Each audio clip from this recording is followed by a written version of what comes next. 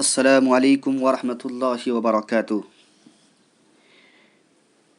میں آپ کو ماضی کے یوں کہیے گمنام وادیوں کی سیر کرانا چاہتا ہوں اور بتانا چاہتا ہوں کہ ہمارا اور اس دنیا کا ماضی کتنا تابناک اور روشن تھا کہ انسان بالکل آزاد چڑیوں کی طرح جہاں چاہتا اڑتا پھرتا اور اپنے پروں کو پھڑ پھڑاتا ہوا جس رخ کی طرف سفر کرنا چاہتا کر لیتا۔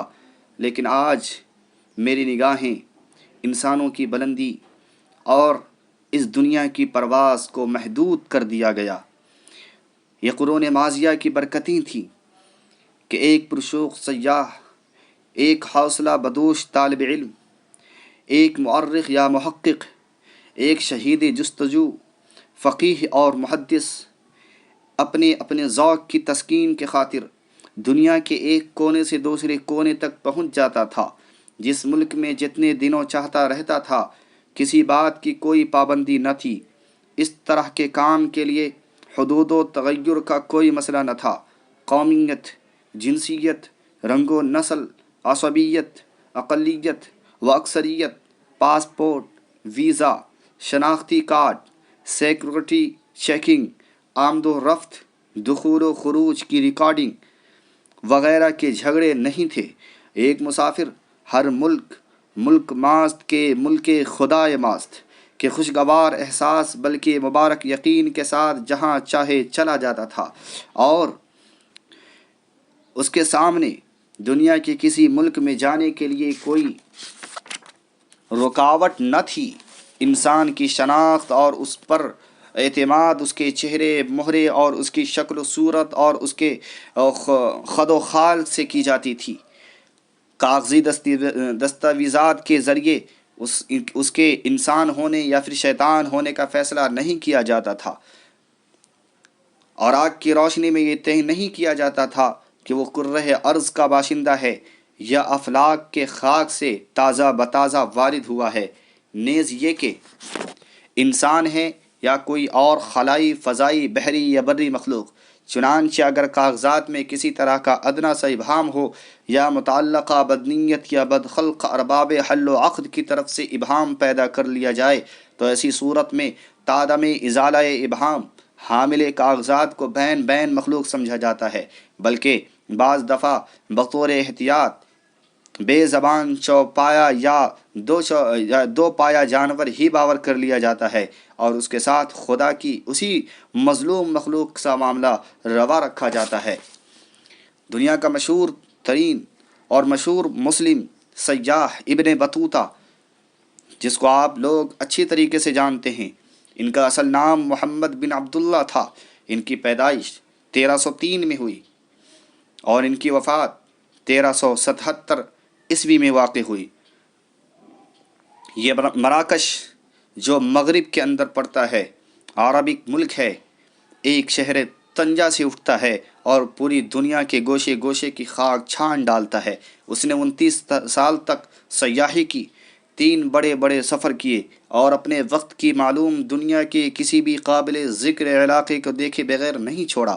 وہ مصر، شام، فلسطین، حجاز، عراق، فارس، جنوبی عرب کے ممالک، مشرقی افریقہ، ایشیائی کوچک، جزیرہ نمائے کریم، بلاد خوارزم، بخارا، افغانستان، چین، ہندوستان، ہر جگہ گیا اور وہاں کے معتد بھی عرصے گزار کر وہاں کے تہذیب، تمدن، ثقافت، زبان، عادات، روایتوں، مذاہب، حالات و واقعات، آثار قدیمہ، حکومتوں کا عروج و زوال، اشیاء کی قیمتیں، وہاں کی اجناس و غلہ جات، لباس و پوشاک، رہن سہن، ہر چیز کا بغور مطالعہ کیا اور اس کو اپنی ڈائری سیاستی کتاب بنام تحفۃ النظار فی غرائب الامصار و عجائب الاخبار میں ریکارڈ کر کے دنیا کے انسانوں کے لیے معلومات کا خزانہ فراہم کر دیا۔ اس کا ترجمہ دنیا کی اہم زبانوں میں ہو چکا ہے، خصوصاً فرانسیسی، جرمنی، انگریزی زبانوں میں۔ وہ قدیم ہندوستان کے وسیع و عریض علاقے سے اپنے سفر کو سمیٹتا ہوا براہ سوماترا یعنی انڈونیشیا کا سب سے بڑا جزیرہ بلاد عرب ہوتا ہوا اپنے ملک مراکش کو لوٹا، نہ کسی نے شناختی کارڈ مانگا اور نہ کسی نے پاسپورٹ طلب کیا، نہ ہی کسی ملک سے نکلتے وقت و دخول و خروج یعنی آمد و وقت کی تسجیل اور رجسٹریشن کی ضرورت ہوئی۔ اس طرح ایک اور نام تاریخ میں ملتا ہے جس کا نام ابن جبیر اندلسی ہے۔ ان کا اصل نام محمد بن احمد تھا۔ یہ 1145 میں پیدا ہوئے اور 1217 کے اندر وفات پائی۔ اندلس مرحوم کی شہر ویلنسیا کے رخت سفر باندھتا ہوا اور اسکندریہ، قاہرہ، مکہ مکرمہ، مدینہ منورہ، کوفہ، موصل، حلب، دمشق، عکا، جزیرہ، صقلیہ وغیرہ ہر جگہ گھوم آتا ہے اور اپنے تاثرات و احساسات و ملاحظات کو اپنے سفر نامہ موسوم بھی رحلت ابن جبیر الاندلسی میں ہمارے آپ کے لیے محفوظ کر جاتا ہے۔ لیکن وہ جس خطے میں چاہتا ہے آزادانہ چلا جاتا ہے۔ انسان ہے، انسانوں کی بستی میں کوئی اس سے نہیں پوچھتا کہ تم کون ہو، کیا ہو، کیوں کر ہو، کس لیے ہو، تمہارا وجود ہے بھی یا نہیں۔ لاؤ کاغذات تاکہ تمہارے ہونے یا نہ ہونے کا فیصلہ کیا جا سکے۔ ایک اور نام شیخ سعدی شیرازی کے نام سے ہے۔ ان کا نام مصلح الدین تھا۔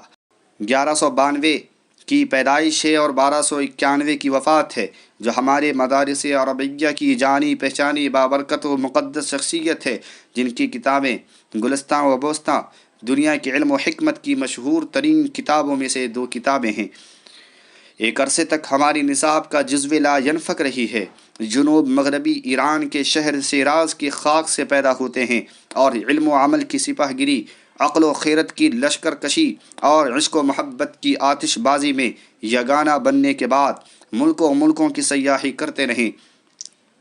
ہندوستان آتے ہیں تو یہاں کی رنگینی و بو قلمیوں اور ہندی تہذیب کے سحرکاری انہیں گرویدہ بنا لیتی ہیں اور علم و حکمت کے اس تجربے گاہ میں وہ سال ہا سال رہ جاتے ہیں۔ لیکن کسی ملک میں کوئی ان سے ان کی شخصیت کی سند، انسانیت کا شہادت نامہ اور ابن آدم ہونے کا نسب نامہ نہیں مانگتا۔ ہمارے محدثین و فقہا کی طویل اسفار ایک ایک حدیث کی تحقیق کے لیے صحرا نوردی اور ایک ایک مسئلے کی چھان بین کے لیے بادۂ پیمائی ہمارے علمی، دینی، عقائدی، فکری، ثقافتی تاریخ کا ایک تابناک باب ہے، جن کے قصے ہم نگاہیں عقیدت سے پڑھتے ہیں، دل کے کانوں سے سنتے ہیں، محبت بھری زبان سے دہراتے ہیں، خوش ہوتے ہیں اور ہمارے سینے جذبات افتخار اور اعجاز سے پر ہو جاتے ہیں۔ کیا آپ نے سنا ہے، پڑھا ہے کہ امام اعظم ابو حنیفہ رحمۃ اللہ علیہ کو فلاں ملک کی سرحدوں پر روک لیا گیا ہو، امام شافعی رحمۃ اللہ علیہ کی فلاں چوکی پر تلاش لی گئی ہو، امام مالک کو جو ہے آنے والوں نے اور ان کو جو ہے جانچ پڑتال کرنے والوں نے دیر تک کے لیے روک رکھا ہو، امام احمد ابن حنبل رحمۃ اللہ علیہ کو فلاں ملک کی سیکورٹی عملے نے بہت زج کیا ہو، یا امام بخاری و مسلم کو فلاں شہر کے فصیل سے باہر پوری ایک رات اس لیے گزارنی پڑی کہ کاغذات ناقص تھے۔ کتنا اچھا زمانہ تھا، کیا خوبصورت دور تھا، کیسی آزادی تھی۔